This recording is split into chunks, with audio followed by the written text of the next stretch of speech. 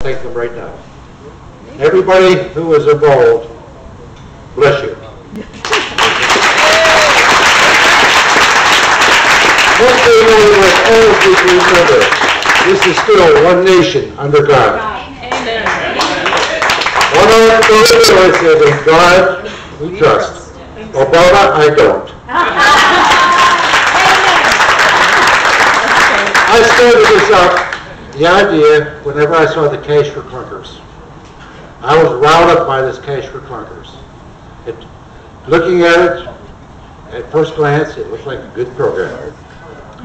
But then I saw where people were earning $75,000, $100,000 a year, were getting a $4,500, off the top of their car, because they turned in a piece of junk. But a lot of cars that were turned in were something else. A lot of these cars were no problems at all.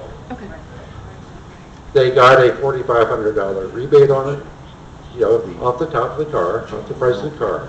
I said, why in the world are they trading this in? And why is the government doing this? Then I saw the fact that they were taking these cars, they were draining the oil out of the transmission and the engine, and putting liquid glass in to freeze them up so they could never be used. They're going to crush these cars, and about 20 to 25% of the metals are going to be sold at a quarter a pound to the people overseas. Not kept here in this country. This is Mr. Obama's way.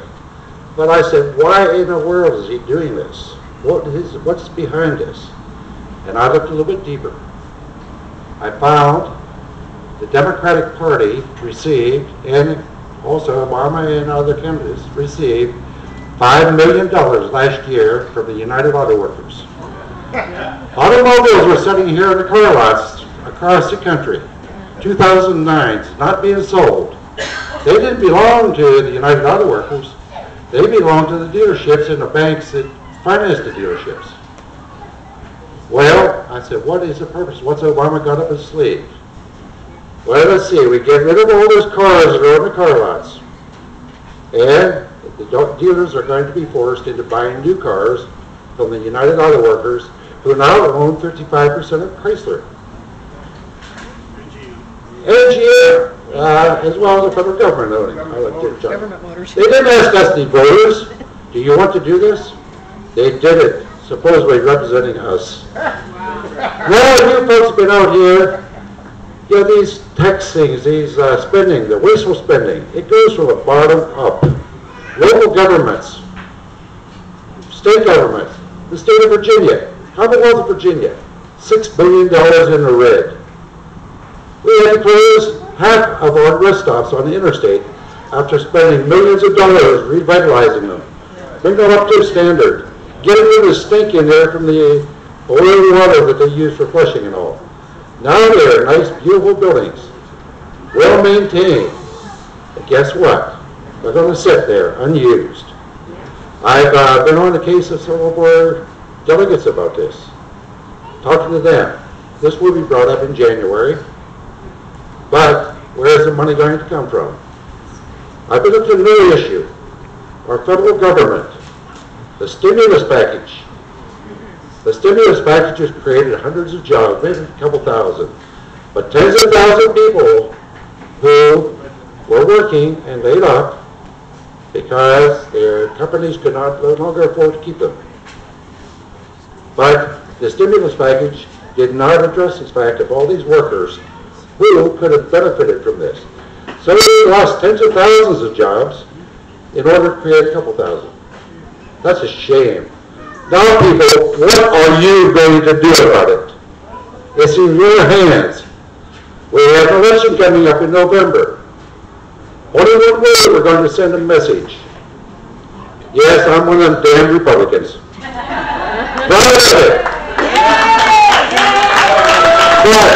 what are you going to do about it? Are we going to hire another Tim Kaine, our part-time governor? I hope not. Bob McDonnell is running. He's getting slammed for stuff he said 25 years ago. Well, we all did things 25 years ago that we'd rather take back. Every one of us, I'm sure. Some of us got into marriages that we should have got into 25 years ago. Me, I've been married for 42 to the same woman. she's been kind enough to let me come out to these things while she's at home nursing her bad knee and babysitting my dog.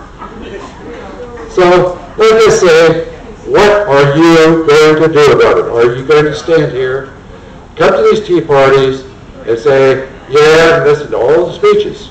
That's fine. But it's time for you to stand up as a group, elect a new governor, elect a new lieutenant governor, a new attorney general. New president. I think new president went in a couple of years, a few years down the road. Impeach him, yeah. Yeah, really. Yeah. Oh God, then we end up with. Well, the impeachment unfortunately falls in the hands of the Congress. Guess who controls it? Oh, yeah. Obama. Oh yeah. Our Congress is in lockstep with Obama. Roll back. Oh yeah. Recall law. Well, unfortunately, the state of Virginia and the Commonwealth of Virginia is not on that list. They can recall their elected officials. There are several states, I believe 20 some odd states. We are not on the list. You know what? Contact your delegates. Ask them to put us on the list. One last thing, I'll let you folks go. I'll turn it over to Rob. One last thing I do have. You know, Virginia is one of the original colonies, original states. But why is it during presidential elections, whatever starts out are 5 or 6 good candidates? Why is it when it gets down to us, we're down to 2, 1 or 2? We're letting other people determine who our candidate we're going to have. It may not be the candidate we wanted. Why not press our state, the Republican Party, the Democratic Party, everybody, write letters to it, send an email, demand that Virginia's day of primaries be moved up, for the presidential election especially. We should have a say. We were one of the original 13 colonies. Let's take our place in the country. Thank you.